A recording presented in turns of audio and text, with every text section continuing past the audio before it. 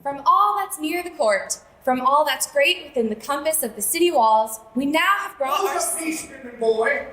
What do you mean, sir? That you have open meeting. Excuse me, gentlemen. Just 7 years, that's been placed in this house. I have observed it. And now you call your play the London Merchant? Down with your title, boy. Down with your title. Are you a member of the noble city, sir? Hey, and the grocer. So, grocer. Then by your sweet favor, we intend no abuse to the city. No, sir? Yes, sir. What need you study for new subjects purposely to abuse your betters? Why could you not be contented as well as others with the Legend of Whittington, or the Life and Death of Sir Thomas Gresham, or the Building of the World Exchange, or the Story of Queen Eleanor, or the Rearing of the London Bridge upon bullseyes? You seem to be an understanding man, sir. What would you have us do? I present something notably in honor of the commons of the city. Why, what do you say to the life and death of Fat Drake, or the repairing of Flea Privies? I do not like that. I will have a citizen, and he will be of my own trade.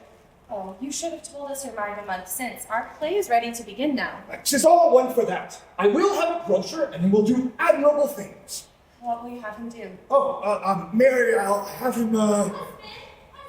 He's busy. Hold thy peace, great mind, and I do I warranty. Husband! Aye, Connie. Oh, let him kill a lion with a pestle, husband. Let him kill a lion with a pestle. Ah, so be hell. I'll have him kill a lion with a pestle. Oh, husband, shall I come down, husband? Oh, yes, Rafe, help your mistress this way. Gentlemen, please excuse her. Thank you, gentlemen. Go out of the way, please. Rafe this way. Here's a lady, you know. Why, you're a gentleman, all. I am something troublesome. I was never at one of these plays, as they say before, though I should have seen Jane Shore once. And my husband hath promised to take me sometime this 12th to see the full Beauchamps. But in truth, he did not. I pray you bear with me. Boy, let's have a couple of stools, then begin and let the grocer do rare things. Sir, we have never a boy to play it. Everyone has a part already. Oh, husband, let Rafe play him. Surely he will cope off them all. Well remembered, Rafe. Rafe, come.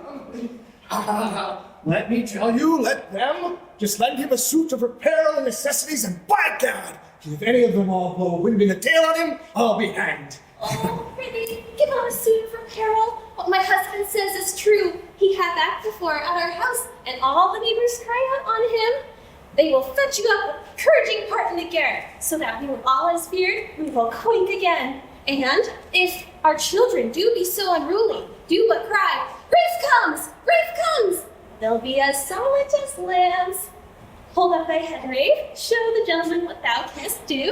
Speak a happy part. I warn the gentleman will accept of thee. Do, Rafe, do. Oh, by heaven, methinks it were easily to pluck bright honor from the pale-faced moon. or dive into the bottom of the sea, where never fathomed line touched any ground, and plucked up drowned honor from the lake of hell. Gentlemen, is it not as I told you? Yeah, he has played before Musador's in front of the wardens of her company. And he should have played Geronimo with a shoemaker for a wager. Hey, we'll have a suit of apparel if you will go in. In, Rafe, in, and send her to grocery in their kind if thou lovest me. I warrant our Rafe will look finely when he's dressed. What will you have it called? The grocer's honor. Methinks the Knight of the Burning Pestle were better. Oh, husband, that's a good a name as can be. Let it be so. My wife and I must attend. Pray you do. What music have you? Have you shawms? Shawls? No? I'm a thief. My mind did not give me so. Rafe is a stately part, and he must needs have shawms. I'll be in charge of them myself rather than do them. So you are like to be. So I will be. There's 2 shillings. Let's see. Let's have weights of 7. They're as rare fellows as any in England, and that will fetch them over the water with a vengeance, as if they were mad. You shall have them. Will you sit down now? Where was she? Right there. Excuse us, lady, stand. Well, sit you very old gentlemen. I will sit amongst you more at ease.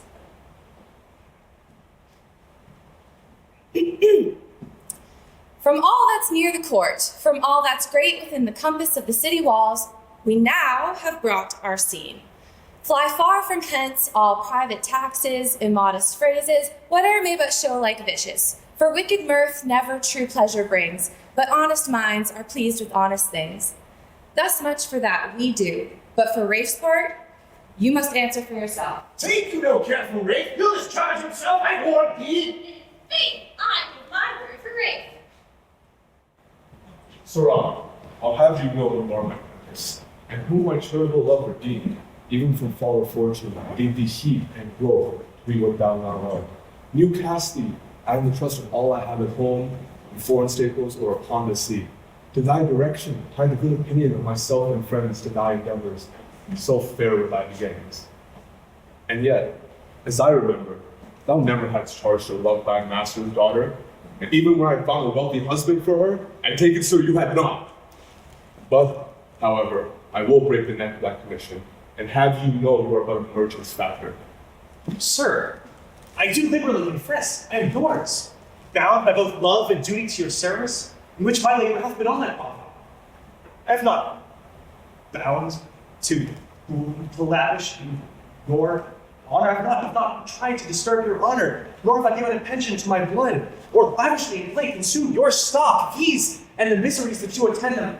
I dare proclaim with innocence are servants to all my desperate actions, but to your daughter, if there be any love to my deservings, born of her virtuous self, I cannot stop it, nor am I able to refrain her wishes.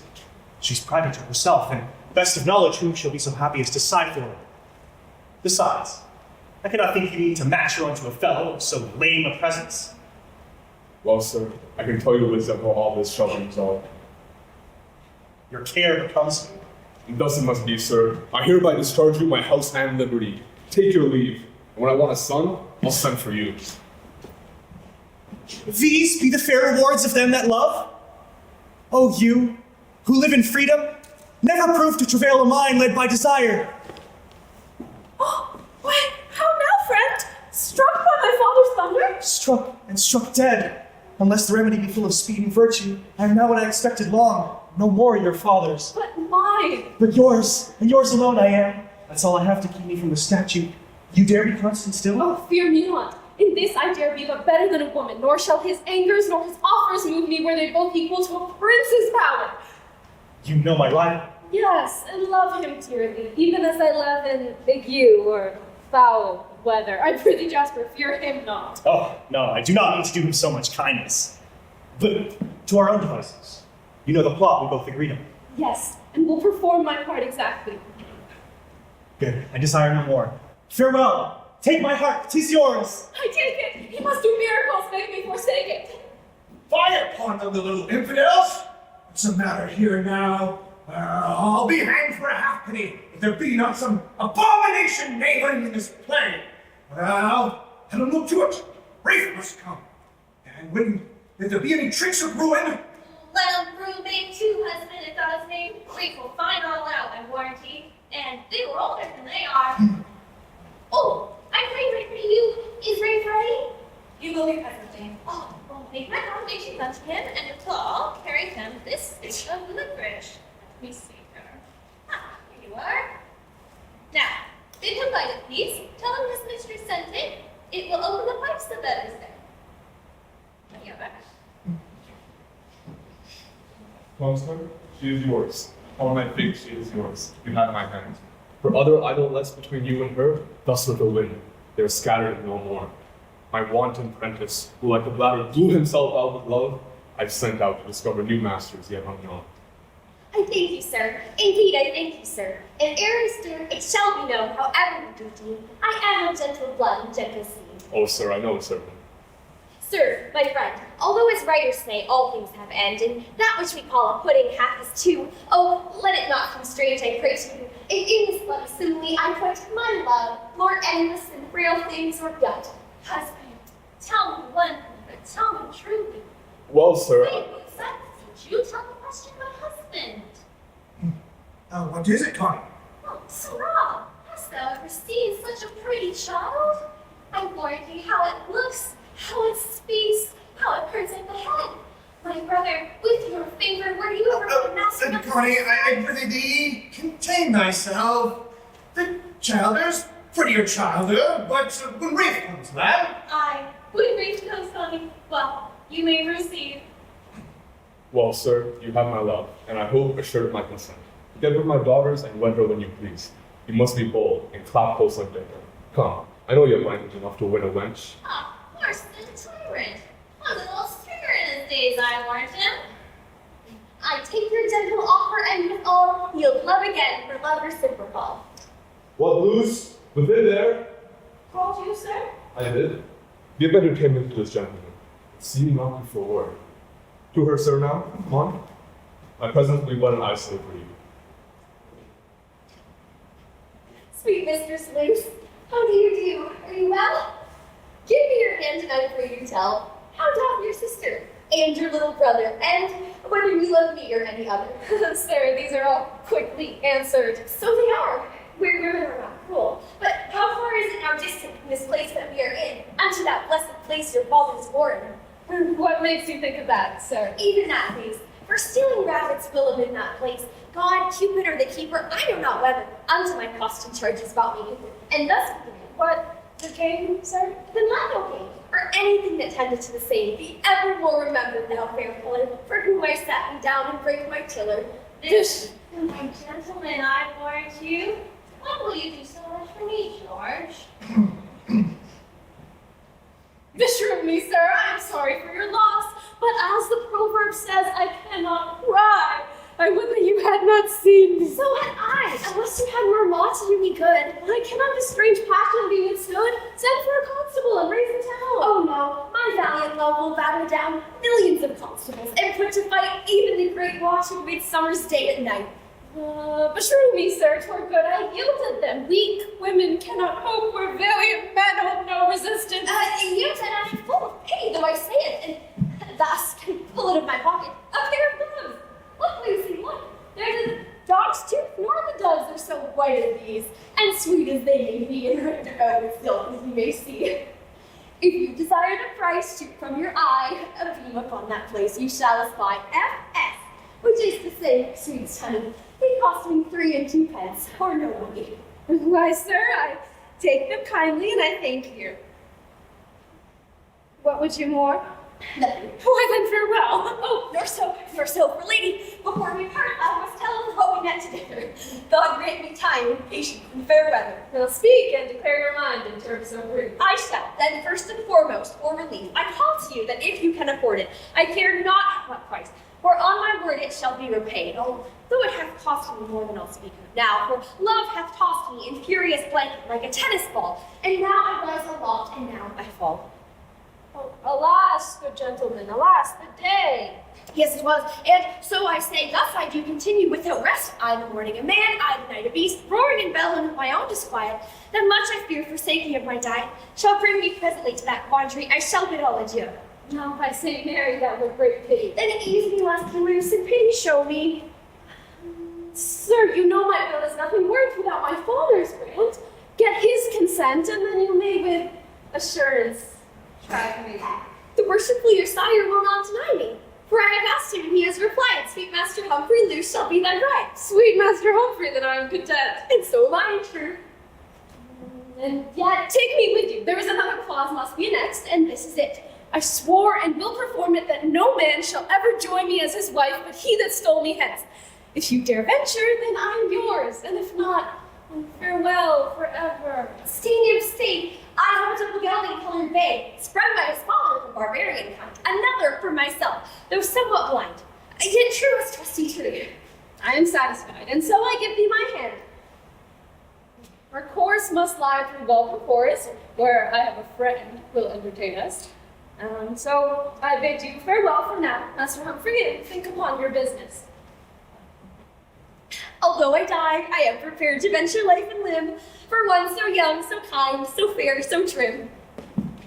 Well, George, and if I am a virtuous woman, that even is the kindest man that trod on shoe leather. Well, go thy ways, Humphrey, thou hast her not, 'tis not thy fault. Oh, worry not. He shall have her, or I'll make some of them smoke for it. That's my good lamb, George. Oh, you three. Peace, fool. Let me alone. Hark ye, Ray. Do not strain yourself too much in the first man. Peace. Begin then. Then Palmerin and Tridius, snatching their lances from their dwarfs, clasping their helmets, galloped amain after the giant. And Palmerin, having gone sight of him, came posting amain, saying, "Stay, traitorous thief, for thou mayst not so carry away her that is worth the greatest lord in the world." And with these words gave him a blow on the shoulder that struck him beside his elephant, and Tridius, coming to the knight that had Androlica behind him, set him soon beside his horse, and with his neck broken in the fall, so that the princess, getting out of the throng, between joy and grief, said, "Oh, all happy night! Out of all such foes' arms, now may well be sure of the love thou bearest me."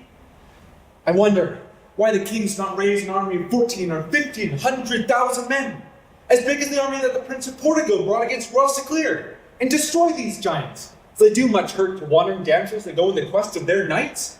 Faith and race is true. Oh, hold thy tongue on, Rafe.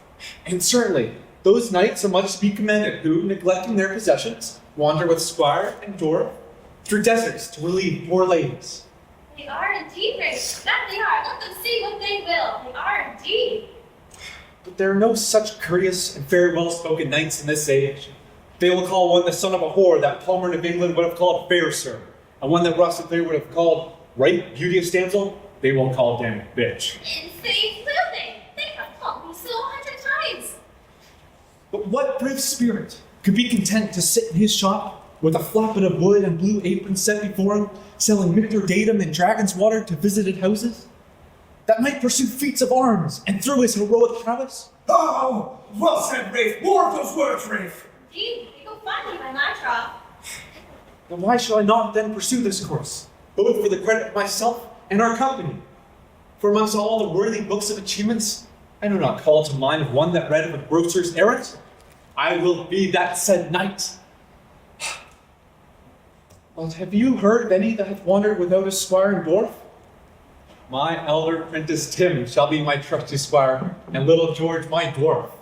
Yet, in remembrance of my former trade, upon my shield shall be portrayed a burning pestle, and I shall be called the Knight of the Burning Pestle. Well, thou wilt forget thy old trade, though, Rafe. Thou wert ever meek. Tim, Not. my beloved squire, and George, my dwarf, I charge to you that from henceforth you never call me by any other name than the right courteous and valiant knight of the Burning Pestle, and that you don't call any females by the name of woman or wench, but fair lady, if she ever desires. If not, distressed damsels. And then you call all forests and heaths deserts, and all horses palfreys. Faith, this is very fine. Do you think the gentlemen like Rafe, thank you, husband? Oh, I can tell you that they do. They would do all the shoes in the shop for him. My beloved squire, Tim, stand out. And admit this were a desert, and over it a night arid pricking, and I were to bid you to inquire of his intent. What would you say? Sir, my master bid me to know whether you are riding. No. Thus, fair sir, the right courteous and valiant knight of the Burning Pestle has commanded upon me to inquire upon what adventures you are bound, to relieve poor ladies or otherwise. Horse and blockhead cannot remember. And brief told him on it. The gentleman saw. Did he not tell him on it, gentlemen? Right courteous and valiant knight of the Burning Pestle, here is a distressed damsel to have a half pennyworth of pepper. See, the little boy handed it. And faith is a fine child. Relieve her with all courteous language. Now shut up shop. No longer my prentice, but my trusty squire in Dorf. I must bespeak my shield at Burning Pestle. Now, go thy ways, Range, as I'm a true man, thou art best of them all. Oh, Rick. Oh, would you say, mistress? Oh, come again quickly, sweet Rick. 5 and 5. Give thee my blessing. I shall never give thee my blessing. I shall see thee hanged first. Thou art thy father's own son, of the right blood of the married gods, and I may curse the time that e'er I knew thy father. He has spent all his own, and mine too. And when I tell him of it, he laughs and dances and sings and cries. A merry heart lives long. And thou art a wastrel who run from thy master who loves thee well. And I have laid up a little for my younger son Michael, but thou shalt never be able to embezzle it. Come hither, Michael, come hither down on my knees, and thou shalt have my blessing. I pray you, mother, pray to God to bless me. God bless you, Michael, but Jasper shall never have my blessing, shall he? He shall be hanged first. Shall he not, Michael? How sayest thou? Indeed, and by the grace of God. That's a good boy. Indeed, it's a fine spoken child.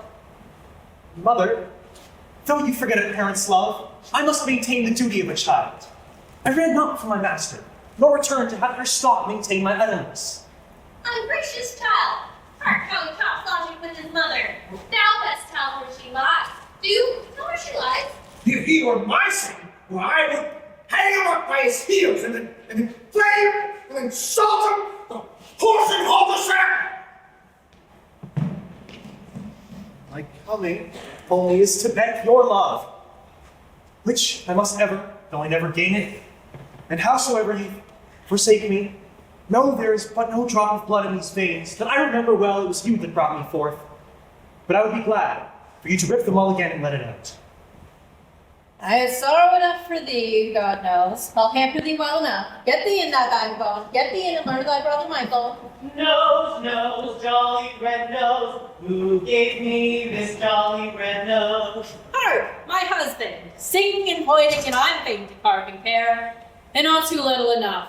Your husband, Charles Merrycocks. Nutmegs and ginger, cinnamon and cloves, they gave me this jolly red nose. If you would consider your state, you would have little to sing this. It should never be considered while we're in a state if I thought it would spoil my singing. But how wilt thou come by it, Charles? Thou art an old man, and thou canst not work. Thou hast 40 shillings left to thy name.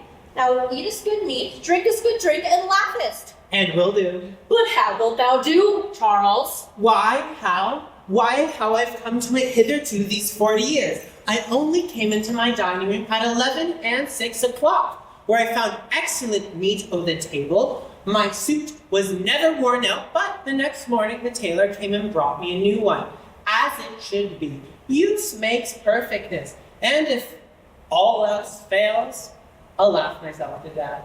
This is a foolish old man, is he not, George? Aye, honey. What a penny the first while is, George. Well said. Hold thee there, honey. Well, you promised to provide for Jasper, and I have laid up a little for Michael. I pray you, pay Jasper his portion. He has come home and shall not consume Michael's dog. He says his master turned him away, but I tell you truly, I think he ran away. No, indeed, Mr. Snarrycott. Though he be notable to the gallows, I should say his master did turn him away. 'Twas in this place not even a half hour ago, with his daughter. My husband was by. Hang the rogue, he served his master well enough. Love his master's daughter. By my troth, honey, if there were 1,000 boys who would spoil them all by stealing their pots, and his mother alone with him. Aye, George, but yet truth is true. Where is Jasper? He shall have his portion. Is he married? I foul chide him, he is too merry. Jasper! Michael! Welcome, Jasper. Though thou runst away, thy mother believed you should have thy portion. Thou art of sufficient years on how to govern it well, and thou hast been abroad. Hold out thy hand. Right. 1, 2, 3, 4, 5, 6, 7, 8, 9, 10. There's 10 shillings for thee. With that, thrust thyself into the world and find some settled course. If fortune befall thee, then come home to thy retiring place. Be a good husband, that is, eat the best drink, drink the best food, and be able. And with that, you have no end to thy goods. Long may be free of all thought of ill, and long have cause to be merry thus still, but fathers. No more words, Jasper, no more words. Get thee gone. Thou hast thy portion, thy father's blessing upon thee, so be gone now. And Michael get thee gone too. Yes, mother, forsooth. But I shall have my father's blessing. No, Michael. 'Tis no need for your father's blessing. Thou hast my blessing. Now get thee gone. I'll get my purse and jewels and follow thee. I'll stay no longer with my royalty. Truly, Charles, I'll be gone too. What, you will not? Yes, indeed will I. Hey ho, farewell, man. I'll never trust a wench again.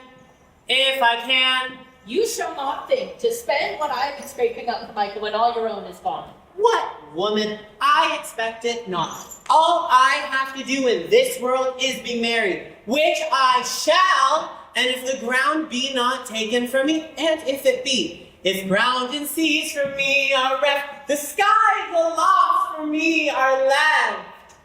This is a very merry gentleman, is not this squires.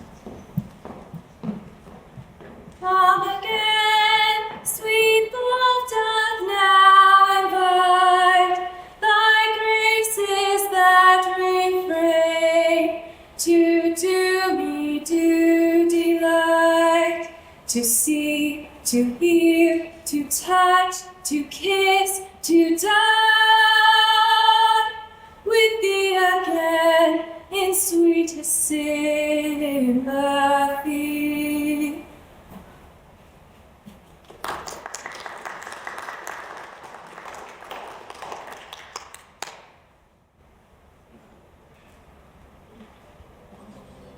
Oh, where's George? The fiddles go.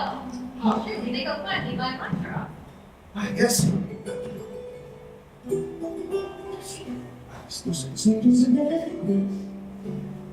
How goes it?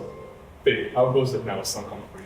Right, worshipful sire, and my beloved friend, and father dear, this matter's at an end. Just well it should be so. I'm glad the girl has gone so traffic. Nay, for she must whirl from hence, and you must wait. So I say the story tells tomorrow before day. George, dost thou think thy conscience will be a match? Tell me what thou thinkest, sweet roe. See how the heart labors and throbs in this poor gentleman. I warrant you, be at rest. In faith, I'll go fire for it. Sweetheart, and prithee, sit still. I'll, if you deny him, I'll bring half a dozen good fellows myself.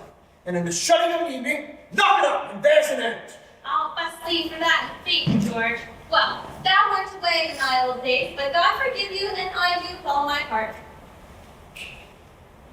And how was it, sir? You said tomorrow before daybreak. Must convey her hence? I must, and thus it is agreed. Your daughter rides upon a brown-based steed, I on a sorrel, which I bought of Brian, the honest host of the Red Roaring Lion in Walton Situate. Then, if you may, consent in seeing the sort, lest by delay the fatal sisters come to do the office, and then you'll sing another song. Alas, why should you be thus full of grief to me, that do willing as yourself agree to anything, so it be good and fair?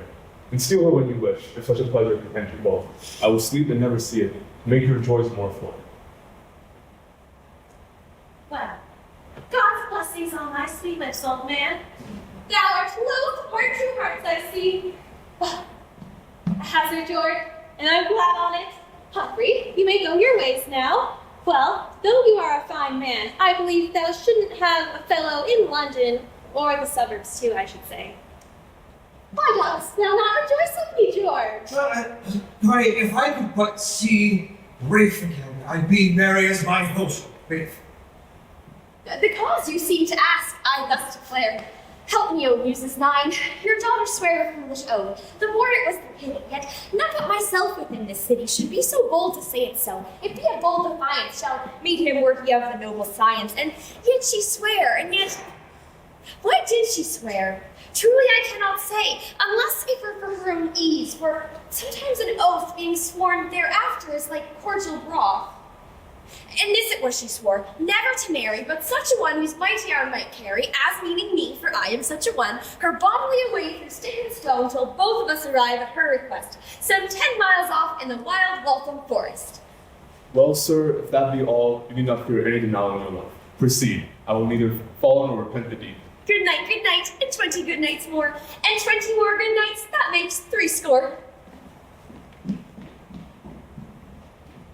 I'm like, Lord, thou not weary. No, mother, not I. Where be we now, child? Indeed, mother, I cannot tell. This would be at my land. Is that all the world at my land? No, Michael, not all the world. The Mile is a goodly matter, I can assure thee. There's been a pitchfield, my child, between the English and the Spanish, and the naughty Spaniels ran away, and the Englishmen chased after them. Oh, and my neighbor Coxstone was there, and he killed them all with the bird hooves. Sue, What says my darling boy? why did father not come with us too? No. Let thy father go snick up. He shall never come between a pair of sheets with me again as long as I live. Let him stay at home and sing for his supper. Come, child, have a seat. I have fine acts to show thee.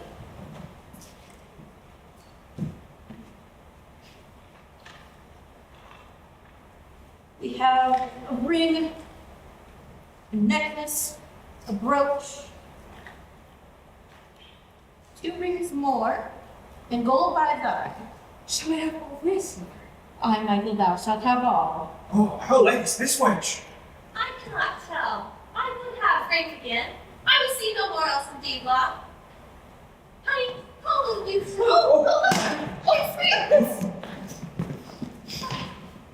How dost thou read?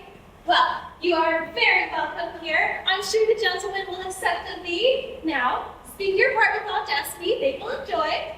Proceed. What does it mean to be? At least becomes lawyer. Year of knighthood, this is, as I take it, the perilous Waltham Down, in whose bottom stands the enchanted valley. Oh, Michael, we have been betrayed. You're being giants. Why? Place on my helm again. What noise is this? Some gentle lady flying the embrace of some uncourteous knight? I will relieve her. Go, squire, and say the knight that wears this pestle swears revenge upon that recreant coward that pursues her. Go comfort her, and that same gentle squire that bears her power. I go, great knight. I trust you, dwarf friend. Reach me my shield, and hold it while I swear. First, by my knight, then by the soul of our minister Gull, my famous ancestor. Then by my sword, the beauteous Rionella girt about me. Then by this bright burning pestle of mine honor, the living trophy. Here I vow never to end the quest of that forsaken lady and that gentle squire, till by my valor I gain their liberty. Heaven bless the knight that thus relieves poor errant gentlewoman. Oh, great. This has some savor in it. I can see the best of them all after carrying his books after him. But I wouldn't have him go away so soon. Oh, pretty sweetheart, call him back. I'll show me sick if he doesn't. Oh, don't worry, sweetheart. He shall come back, and he'll kill 20 men.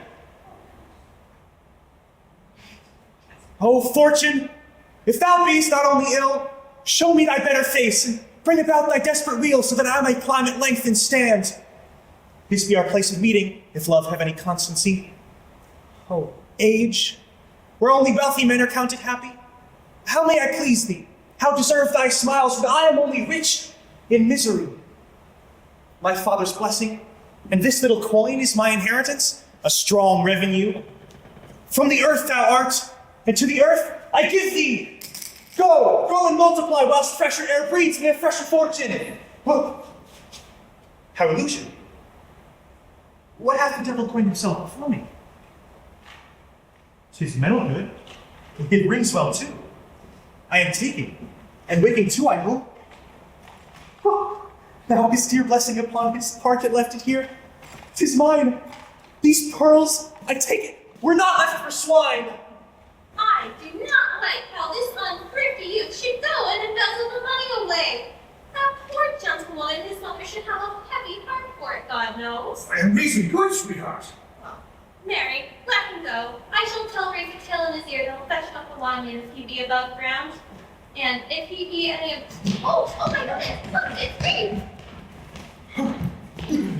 Come not, Sir Squire, again. Your squire doth come, and with him comes the lady, and the squire dentist, as I take it. Madam, if any service or devoir of a poor errant knight may right your wrongs, command it, for I am to press to give you succor. For to that holy end I bear my armor. Alas, I am a poor gentlewoman, and I have lost all my money in this forest. Desert, you would say, and not lost, whilst I have sword and lance, and dry up your tears, which ill befits the beauty of that face. And please do tell the story if I am requested of your disastrous fortune. Out, alas, I lost £1,000, £1,000 in all that I have laid out for this youth upon the sight of your mastership, which, as I may say, saving your presence, looks so grim, more like a giant than mortal man. I am as your lady, and so are they, all mortal. But why weeps this gentle squire? Has he not cause to weep, do you think, when he has lost his inheritance? O young hope of valor, weep not, I am here. That will confound thy foe and pay it dear, that dares deny distressed ladies and gentle squires. I have but one horse, on which shall ride this courteous squire before me, and this gentle lady behind me. Fortune will give us more upon our next venture, beside us, Squire Dorf, to do us need. Did I not tell them what your man would do? Oh, my faith of my body, with clean action and good delivery, if he is not the best of them all. Indeed, I have seen 12 companies of Lennon. They cannot match in timber for timber. Ah, and George, if he have any griefs to be thankful, we have done our parts for him. Ah, yes, warmly done. Good, Mr. Sluice. However in fault I am for your lame horse, you're welcome unto Malton. For now, which way to go or what to say, I do not truly know till the broad day. Fear not, Master Humphrey, I am guided through this place well enough. Then up and ride, or walk for your repose, or sit, or if you will, go upon the roads, any of which shall be indifferent to your good friend Humphrey's, consenteth ever so entangled to your will, as the poor harmless horse is to the mill. Faith, then you say the word, we'll even sit down and have a nap. 'Tis better in the town, where you may nap together. You're merry, Master Humphrey. Loose, dear friend, loose. Oh, Jasper here! You are mine. Exactly so, my friend. You used to be fine. What do you think I am? An errant nun. A word of obloquy. I'll tell my master, for I know thee well. Nay, and you be so froward for to tell? Take that, and that, and tell him, sir, I gave it. And say I paid you well. Sir, I do confess the payment. Pray be quiet. Go, get your diet in the nightcap to cure your beaten bones. Farewell, my pretty thou. I'm sorry I spared thee company. Farewell. The devil's dam was ne'er so banged in hell. That could be another thing on my conscience, and he will be suffered. George, dost thou see how he flies around the heads of those as if he were a dragon? Oh, well, if I do not teach the man a lesson, then I am no true gentlewoman. He's on his way to the gallows, God bless him. I pity thee, sweetheart. The young man made you well enough for all this.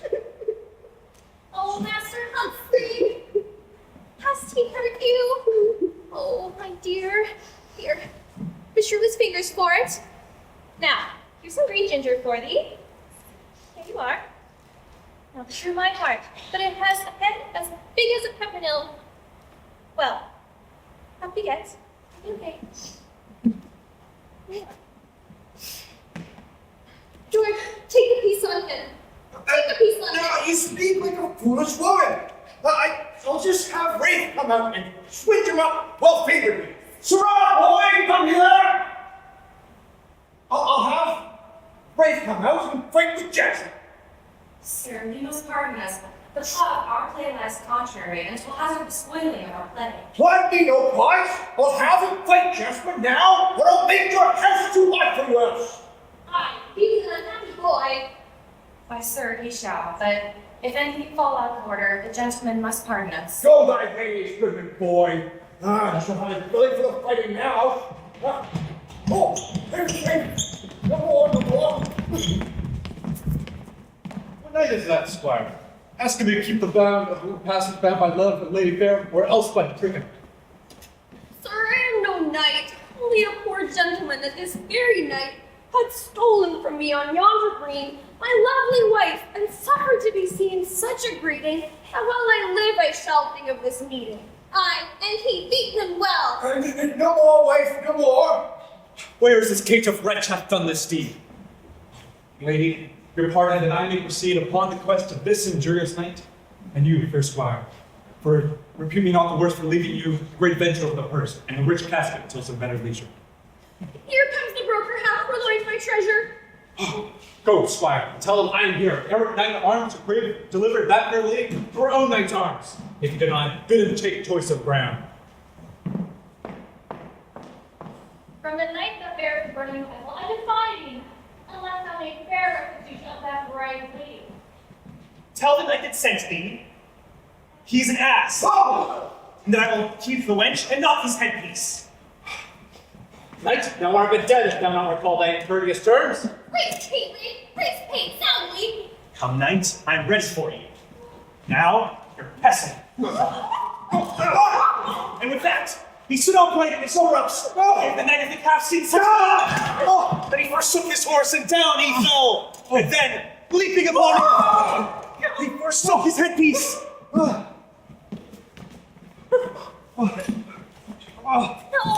my knight be down so soon, though I can scarcely go away.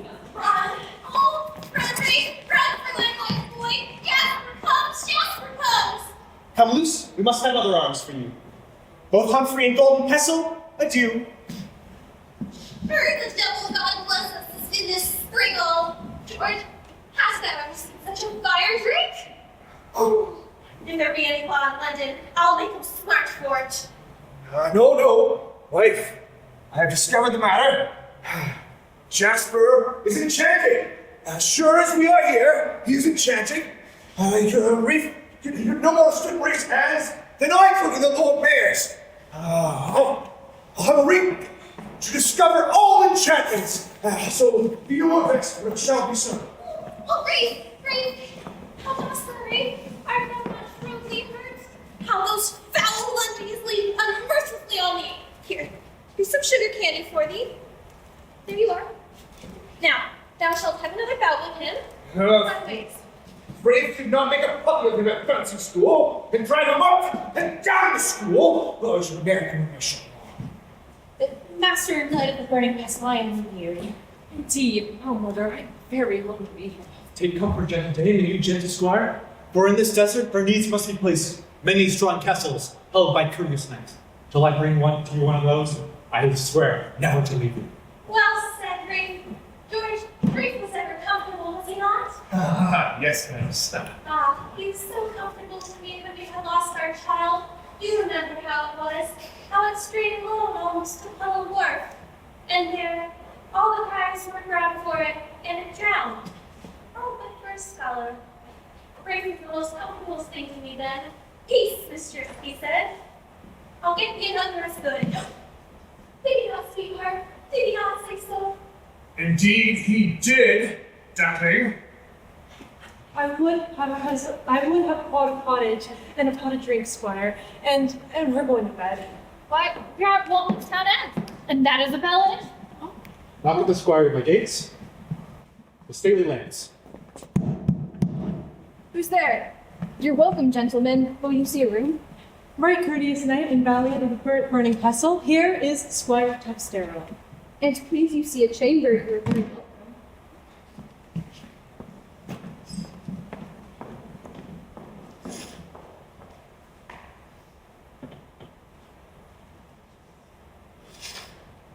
Going here.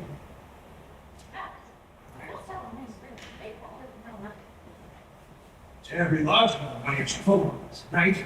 Burning Pestle. Father, 'tis true, in arms I ne'er shall clasp her, for she is stolen away by your I'm happy that I have to lose my child. Now I begin to think on Jasper's words, who oft have urged me to that foolishness. Thou lovest her not that would bring home thine own life and not her. Father, shall I tell you true? Look on my shoulders, they're black and blue.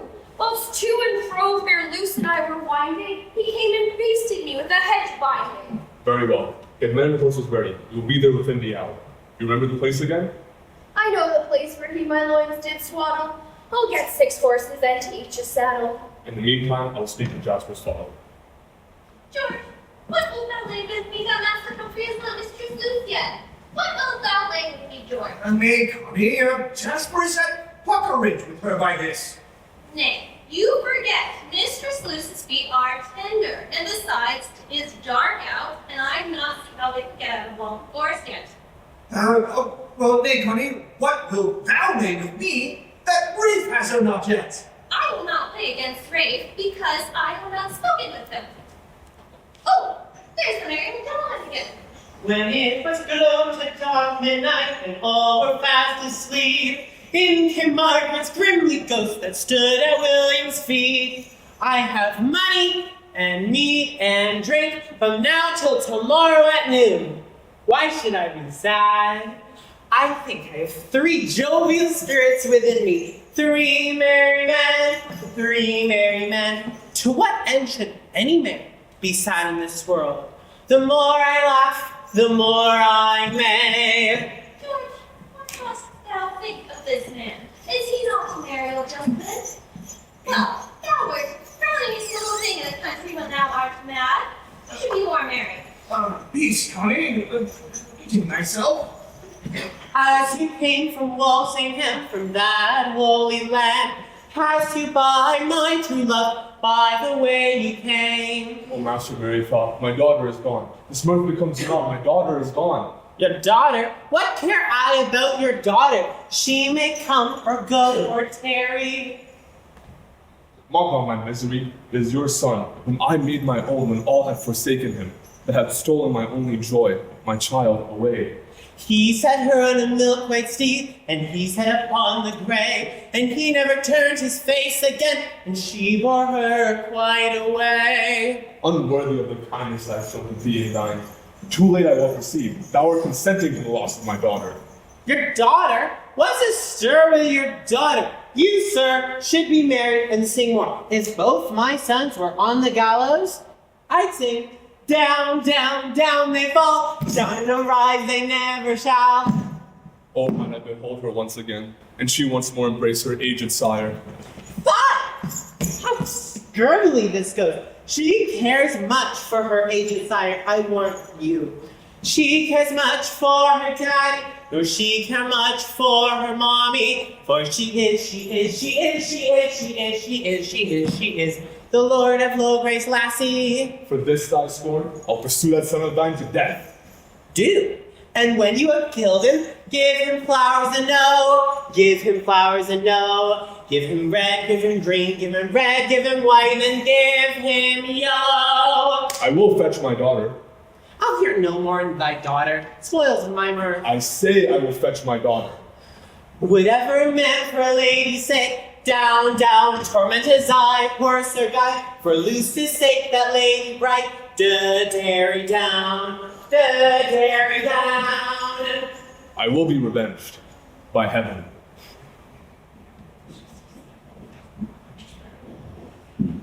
Oh, my dear Timothy. No, we have lost our way. We have not lost ourselves.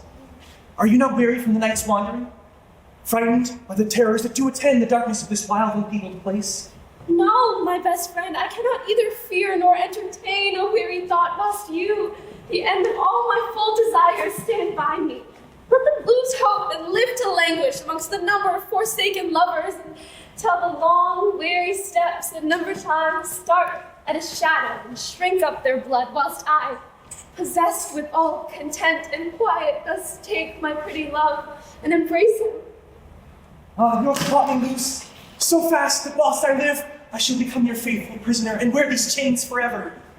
Come, sit, and rest your body too delicate for these disturbances. Come, do not be more able than you are, for I know you are not skillful in these watches. The women are no soldiers, be not nice, but take it. Sleep, I say. I cannot sleep. Indeed, I cannot, friend. Why then we'll sing and see how that will work upon our senses. He'll sing or say or do anything but sleep. Come, rob me of my enchanting heart with that enchanting voice, my little mermaid. You mock me, bastard. Tell me, dearest, what is love? 'Tis a lightning from above, 'tis an arrow, 'tis a fire, 'tis a boy they call desire, 'tis a smile doth beguile. The poor hearts, men that brew. Tell me more, are women true? Some love change and so do you. Are they fair and never kind? Yes, when men turn with the wind, Are they froward? ever toward those that love to love anew. Dissembling no more. I see the god of heavy sleep lay his heavy mace upon your eyelids. I am very heavy. Sleep, sleep. In quiet crown rest thy sweet thoughts. My joys, whither will you transport me? Let not the fullness of my poor buried hopes come together and overcharge my spirits.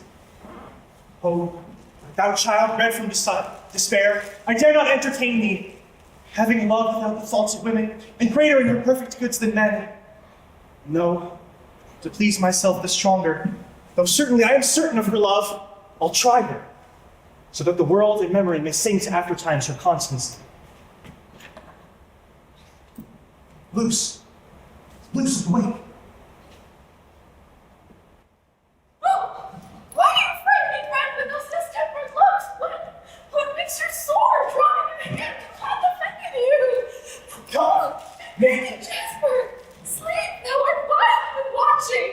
make your way to heaven, and bid the world, with all the villains that stick upon it, farewell, Lord, for another life.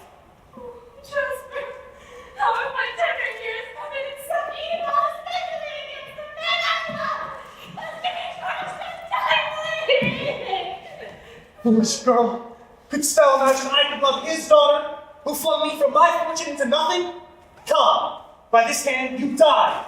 I must have life and blood to satisfy thy father's wrongs. Away, George, away! Praise the watch at floodgate, bring a minuteness for the justice for this foul villain! Oh, see the king's peace-kept gentleman!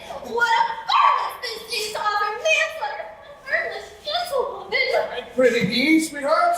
We'll have him hampered. Oh, Jasper, be not cruel! If thou wilt kill me, fall do it quickly! I am a woman made of fear and love, a weak woman! Oh, and kill me not with thy eyes, they strike me through and through, but if you must, strike! I'm ready! If dying still I love thee! Whereabouts? No more of this. Now to myself again. Dear Christian, with sword like martial knight drawn in his hand, therefore beware the fight. You that be wise, for I good Sir Bemis, I would not see his coming by your leave. Sirrah, restore my dog. Sirrah, no!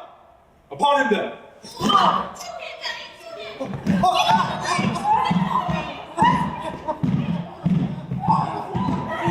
How many ways to begin by the king for you from Fontaine? Horse or way? Bruce? No! Bruce?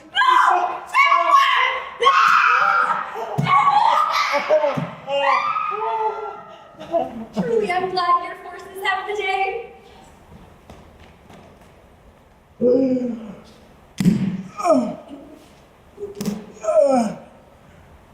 Fear God!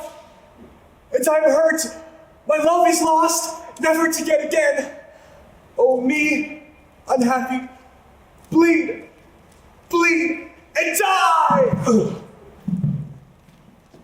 I cannot. Oh, Fortune, where art thou gone? Where art thou fled? Tell me if thou beest anywhere remaining. Shall I but see my love again? Oh, no, she will not deign to look upon her butcher. Yet I must venture. Oh, good fortune, or chance, or whatever thou art that men adore for powerful, hear my cry. Let me loving live, or losing die!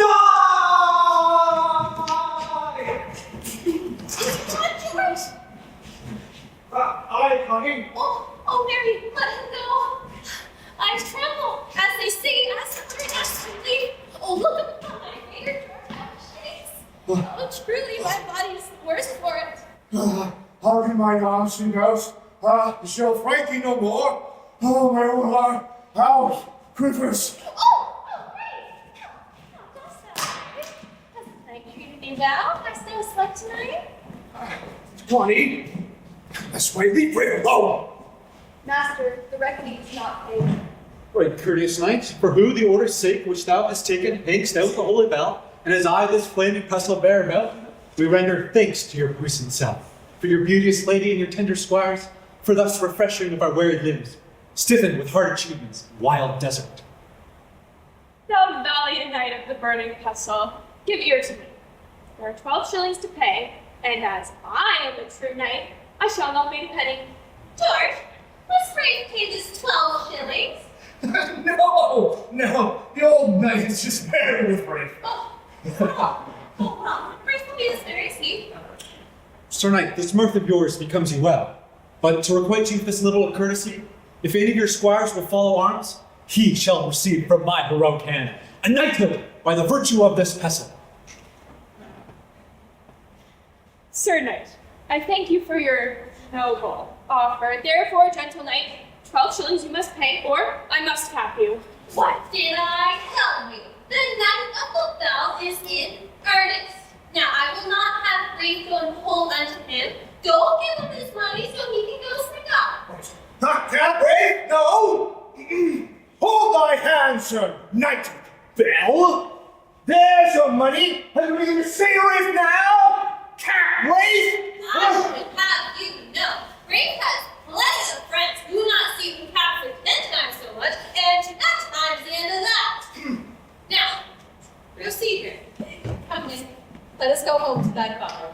He hath enough to keep us a day or two, and there will send fellows abroad to cry for some casting. Shall we, babe? I forsooth, in truth, my feet are full of children, all traveling. Oh, Mistress Maryblock, those snowblades are a foul trouble. Now, when your youth comes home, have him rub his ankles, his heels, and all of his feet with the dead skin of a mouse. And, if you cannot find a mouse, put his feet in the warm embers, and I warn you, all shall be well. You may also have him stick his fingers between his toes and smell into them. It's very soft for the head if you be costed. Master Knight of the Burning Pestle, Michael and I thank you for part of your Farewell, fair lady, and you, gentle squire. If I do hear of a poor errant knight that through his guile hath light upon your treasure, I will despoil him of them and restore them. All right. Thank you for watching. Tender squire, take my helm. Give me my lance. And now farewell, you knight of Holy Bell. Aye, all is paid. But yet, before I go, speak on, Sir Knight. If you do aught know of sad adventures where an errant knight may through his heroic prowess win eternal fame and free some wretched prisoners from endless bonds of steel and lingering pain. Sir, go to Nick the barber and bid him prepare himself as I told you before. Quick. I am gone, sir. Sir Knight, this wilderness affordeth none but great venture where full many a knight hath tried his prowess and come off with shame. And I shall not have you lose your life to no man, but furious fiend of hell. Speak on, Sir Knight. Tell me what he is and where. For here I vow never to blaze a day of quietness upon this blazing badge, but bread and water will I only eat, and herb and grass will be my couch, till I've quelled that man or beast or fiend that does such damage to all errant knights. Not far from hence, near to a craggy cliff at the north end of this distressed town, there doth stand a lowly house. In it, a cave, in which an ugly giant now doth wind, yet clepid Barbarosso.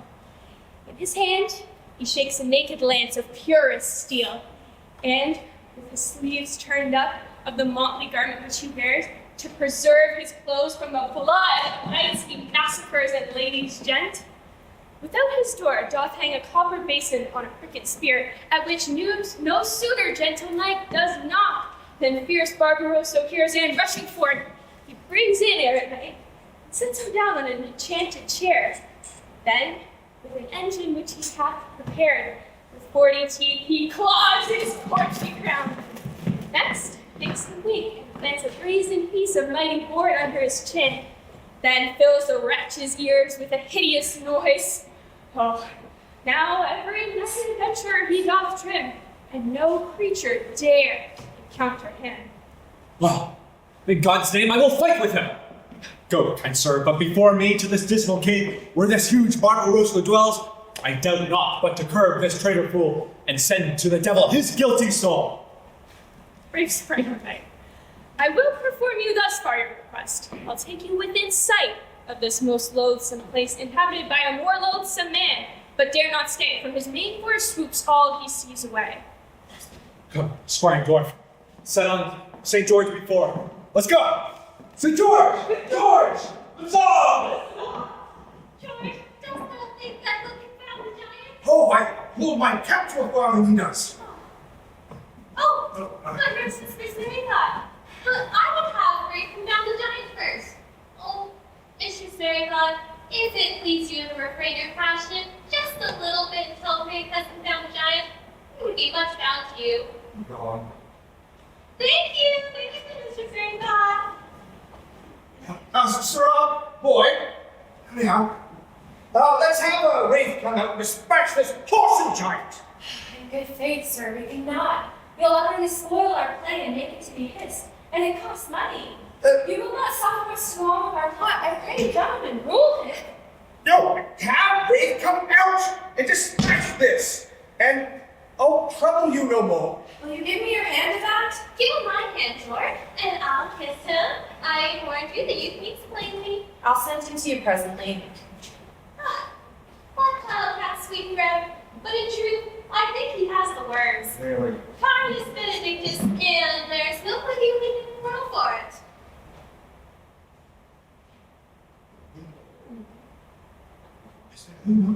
Oh, there's a knight.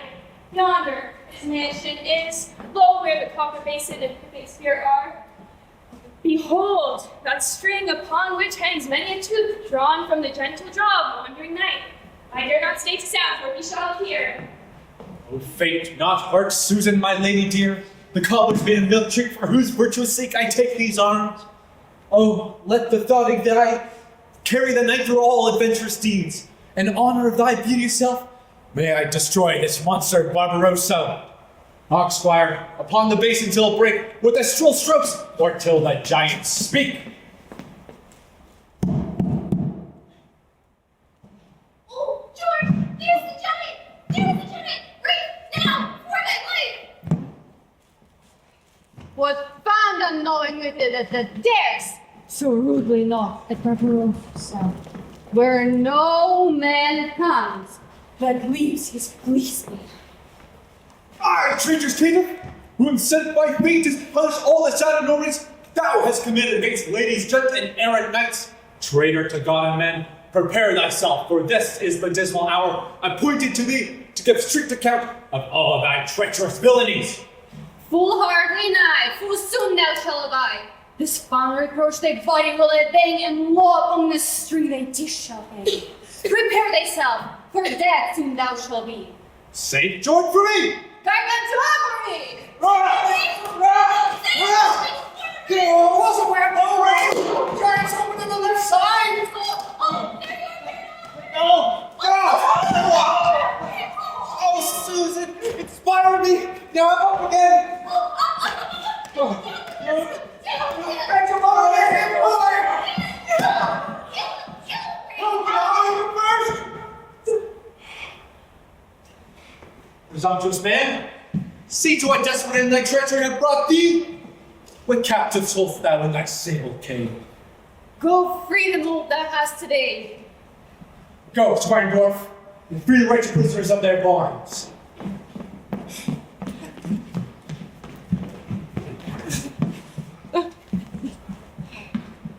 I crave for mercy as thou hast today, and scorns to spill the blood of those who beg. Thou shalt no mercy, nor thou shalt have any. Prepare thyself, for thou shalt surely die. Behold, brave knight, here is 20 prisoners who this wild man hath used as you see. This is the first wife, but I don't think I've heard that squire speak. Tell me who thou art and how thou hast been used, that I may give him condign punishment. I am a knight with his journey post, northward from London, in countryside. This giant hath chained me to his loathsome den, under pretense of killing the edge, and about my body a powder strewed, that smarts, and stings, and cut away my beard. Oh, relieve him whilst you live. Go, squire, convey him to the town where he find relief. Adieu, fair knights. Adieu. Wasted night in this burning pestle, I see here another wretch, whom this foul beast hath scorched and scorned, and this you inhumane wise. Speak me thy name and eke thy place of birth, and tell me what hath been the usage of this cave. I am a knight. Sir Popple is my name, and by my birth I am a Londoner. And I, weary knight to eat my limbs, did light this cave, when straight this furious fiend did cut the bristle of my nose away, and in its place this velvet plaster stands. Relieve me, gentle knight, out of his hands. Oh, relieve him, Rafe, for in truth, Sir Popple's breath stinks. Convey him after the other knights. Sir Popple, fare you well. And sir, good night. Deliver us! Right, George. What a woeful cry there is. I think there's a woman down there. What ghastly noise is this? Speak, Barbarosso, or this blazing steel thy head goes off. Prisoners of mine who am in diet keep, and send lower down to the cave. And in the top that heat is smoking hot, there may they find them and deliver them. Go, Squire Norton, deliver them with speed. But the is not confounded giant. Surely he'll do as much bad as he ever did if Rafe did not kill him. Nay, Connie. Neither, if he could convert him. Oh, I George, but you must consider. Giants do not so easily convert him as ordinary people. These elder prisoners are here. From this infernal monster you shall go, that useth knights and gentle ladies so. Convey them hence. I can tell thee the gentleman like Rafe. I see well. Well, gentlemen, I thank thee heartily for tracing my man Rafe, and in truth, you'll see more of him. Mercy, great knight, I do recall my ailment. Henceforth never gentle blood will spill. I give thy mercy, but thou must swear upon thy pestle thy promise uttered. I swear and kiss. Depart then, and amend. Advance, my squire north. The sun grows toward to set, and we have many more adventures yet. Now, Rafe, this humor. Oh, could it be all boys in the house that were setting him? Aye, George, but it is as well as it is. The gentlemen do consider what it is to overthrow a giant. Oh, we should call Mistress Bertha again. I do feel bad for dismissing her so early from the stage. Mistress Berrythought, Mistress Bertha, where be you? Oh, there you are. our apologies. You may continue now.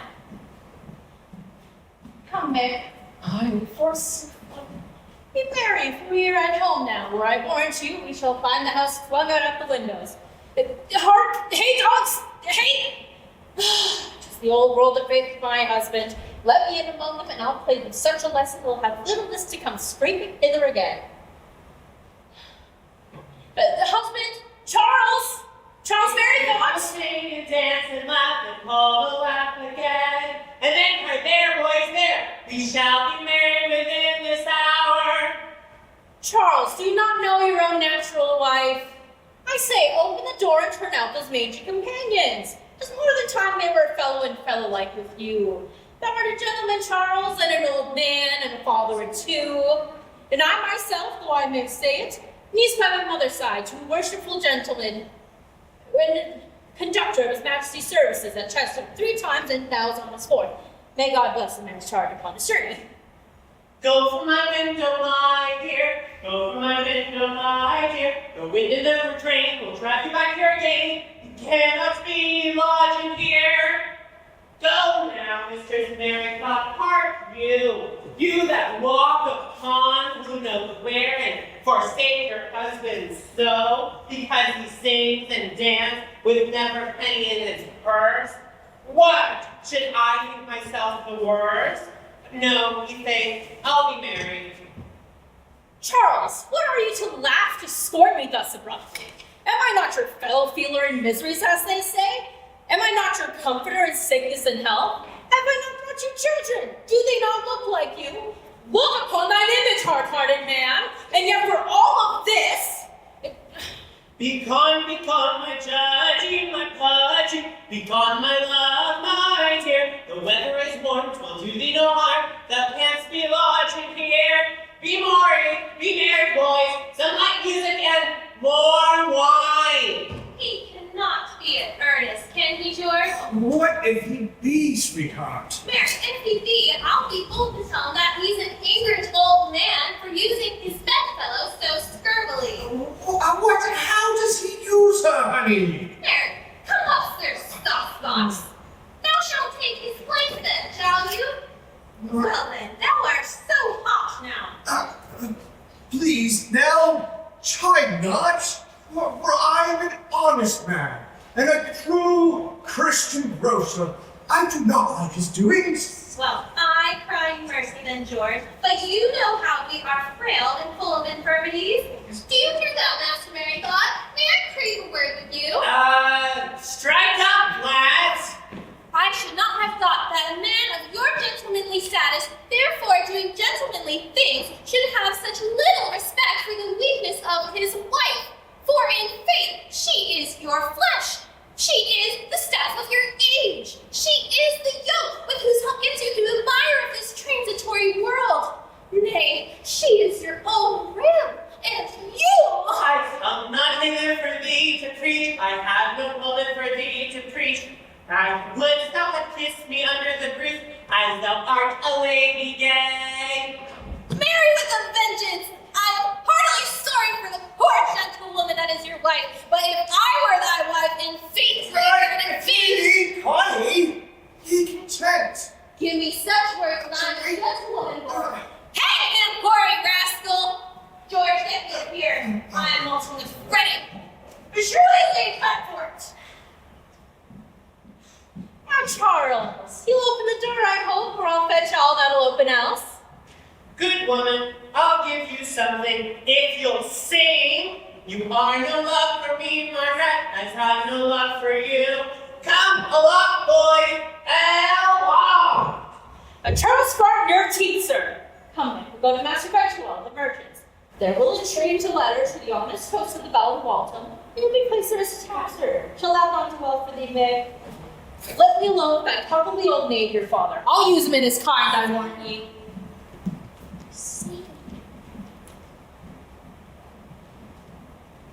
Come again, that I may cease to mourn through thine unkind disdain. For now left and forlorn, I sit, I sigh, I weep, I faint, I die in deadly pain and endless misery.